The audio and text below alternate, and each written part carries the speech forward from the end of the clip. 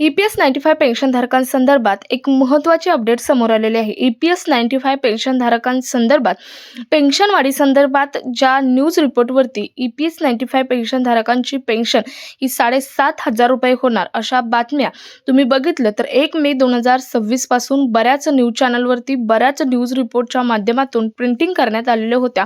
1 मे 2026ला एक लेटर असं आलेलं होतं की जे गव्हर्नमेंट थ्रू अप्रूव्हलचा शिक्का असलेलं लेटर होतं आणि याच लेटरमुळे बरेच EPS 95 पेन्शनधारकांसंदर्भात संभ्रम निर्माण झाला होता की EPS 95 पेन्शनधारकांची पेन्शन खरंच वाढलेली आहे का, 7,500 रुपये झालेले आहे का. आणि याच विषयासंदर्भात माननीय श्री एस उमाकांतजी यांच्याकडून RTI ॲक्ट मार्फत एक सरकारला लेटर देण्यात आलेलं आहे आणि या लेटरचं उत्तरसुद्धा देण्यात आलेलं आहे. आणि तेच लेटर नेमकं काय आहे, यात सातत्य काय आहे, या संदर्भातील हे लेटर आहे आणि ते प्रत्येक EPS 95 पेन्शनधारकांना माहीत असणं गरजेचं आहे. त्याचबरोबर 7 मे 2026ला एक अपडेट आलेले आहे श्रम मंत्री मनसुख मांडवीयजी यांच्या मार्फत. ती सुद्धा काय आहे हे सुद्धा आपण आजच्या व्हिडिओमधून डिटेलमध्ये पाहणार आहोत. त्यामुळे व्हिडिओ स्किप न करता शेवटपर्यंत पाहायचे. चॅनलवर पहिल्यांदा आला असेल तर अशाच महत्त्वपूर्ण आणि गव्हर्नमेंटच्या नवीन अपडेटसाठी चॅनल सबस्क्राईब करून शेजारील बेल आयकॉन सुद्धा ऑन करायचं आहे. म्हणजे इथून पुढे येणारे EPS 95 किंवा पेन्शनधारकांसंदर्भातील गव्हर्नमेंटचं सर्वात पहिलं नोटिफिकेशन तुम्हाला येत राहील. तर बघा, हे लेटर आहे 5/5/2026 म्हणजे 5 मे 2026चं हे लेटर आहे. श्री एस उमाकांतजी यांच्याकडून गव्हर्नमेंटला RTI ॲक्ट मार्फत देण्यात आलेलं हे लेटर आहे. या लेटरमध्ये सांगण्यात आलेले आहे की minimum PF pension increase to 7,500 information has been published and telecast in a polymer TV news and daily newspaper म्हणजेच on 1/5/2026 म्हणजे 1 मे 2026 that EPFO sources say that the central government is considered म्हणजे यामध्ये विचारण्यात आलेलं आहे की EPS 95 पेन्शनधारकांसंदर्भात 1 मे 2026ला एक letter भरपूर व्हायरल झालेलं होतं. प्रत्येक न्यूज चॅनलवरती न्यूज रिपोर्टवरती प्रिंटिंग करण्यात आलेलं होतं, न्यूजपेपरवरती प्रिंटिंग करण्यात आलेलं होतं. परंतु हे कितपत खरं आहे, म्हणजे यामध्ये सातत्य आहे का, हे RTI ॲक्ट मार्फत विचारण्यात आलेलं होतं.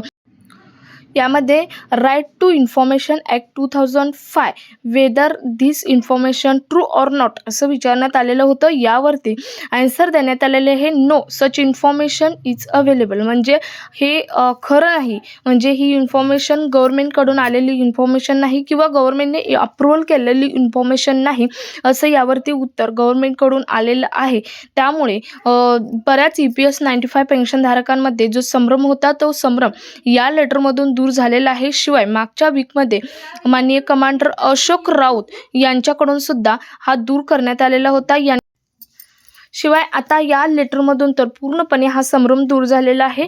त्यामुळे EPS 95 पेन्शनधारकांसंदर्भात पेन्शन वाढीचे जे लेटर होतं किंवा जे न्यूज होत्या त्या व्हायरल झालेल्या होत्या त्या साफ खोट्या होत्या असं गव्हर्नमेंटकडून आन्सर देण्यात आलेला आहे. तर अतिशय महत्त्वाची ही एक पहिली अपडेट. दुसरी अपडेट म्हणजे 7 मे 2026 रोजी मनसुख मांडवीयजी श्रममंत्री मनसुख मांडवीयजी यांची भेट घेण्यात आलेली आहे. तुम्हाला माहीत आहे सातत्याने EPS 95 पेन्शनधारकांसंदर्भात काम करणारी दोन टीम आहेत. भारतीय मजदूर संघ BMS आणि दुसरी म्हणजे NSC राष्ट्रीय संघर्ष समिती. या दोन टीमच्या मार्फत सातत्याने EPS 95 पेन्शनधारकांच्या पेन्शन वाढीसाठी प्रयत्न करण्यात येत आहेत. आणि कमांडर अशोक राऊत यांनी मागच्या वेळेमध्ये लाईव्ह येत सांगितलं होतं की EPS 95 पेन्शनधारकांच्या पेन्शन वाढीसंदर्भात आमचे काही प्रतिनिधी हे दिल्लीमध्ये गेलेले आहेत किंवा सरकारचे भेटी घेण्याच्या प्रयत्नात आहेत किंवा श्रममंत्र्यांची असेल प्रधानमंत्र्यांची असेल यांची भेटी घेण्याच्या प्रयत्नात आहेत असं सुद्धा सांगितलं होतं. आणि 7 मे 2026ला NSCचे महासचिव माननीय वीरेंद्र सिंग राजावत यांनी श्रममंत्री मनसुख मांडवीयजी यांची भेट घेतलेली आहे. आणि या भेटीमध्ये त्यांनी नेमकं डिस्कशन काय केलं हे तर पाहणारच आहोत, परंतु तुम्हाला आता फोटो स्क्रीनवरती दिसत असेल की त्यांची भेट घेतलेली. मी हा फोटो मागच्या एका परवाच्या व्हिडिओमध्ये सुद्धा पोस्ट केला होता आणि थोडक्यात तुम्हाला सांगितलं होतं की भेट झाली आहे, परंतु बऱ्याच EPS 95 पेन्शनधारकांनी खाली कमेंट्स टाकल्या होत्या की ही खोटी आहे, ही न्यूज खोटी आहे. परंतु आपल्या चॅनलवर EPS 95 पेन्शनधारक किंवा कोणत्याही पेन्शनधारकांबद्दल कोणतेही अपडेट खोट्या पद्धतीच्या आजपर्यंत आलेले नाहीत. कमेंट करणारे 90% हे ट्रू पद्धतीने स्वीकारतात, परंतु 10% त्यामध्ये खोट्या पद्धतीने स्वीकारतात, कारण त्यांनी आपल्या चॅनलचा व्ह्यूज पहिल्यापासून घेतलेला नसतो, त्यामुळे त्यांचा हा संभ्रम आहे. परंतु आपल्या चॅनलवरती कोणत्याही प्रकारची खोटी न्यूज ही दिली जात नाही. जाऊ द्यात. पुढचा विषय म्हणजे 7 मे 2026ला महासचिव वीरेंद्र सिंग रजावत यांनी दिल्लीमध्ये मनसुख मांडवीजी यांची भेट घेतली आणि यांच्या भेटीमध्ये त्यांनी 4 मुद्दे मांडलेले आहेत. तुम्ही बघितलं तर याआधी खूप वेळा भेटी झाल्या होत्या, परंतु यानंतर सुद्धा भेट घेतलेली आहे आणि 7 मेला जी भेट घेतली त्यामध्ये 4 मुद्दे मांडलेले आहेत. पहिले म्हणजे EPS 95 पेन्शनधारकांची पेन्शन 7,500 रुपये करा. त्यानंतर दुसरी म्हणजे EPS 95 पेन्शनधारकांची जे मेडिकल कन्सेशन आहे त्या मेडिकल कन्सेशन द्या. त्यानंतर फॅमिली पेन्शन जोडा. त्यानंतर DA ॲड करा आणि त्यानंतर जे EPS 95 पेन्शनधारक पेन्शन्समध्ये ॲड नाहीत अशांना सरसकट 5,000 रुपये पेन्शन करा.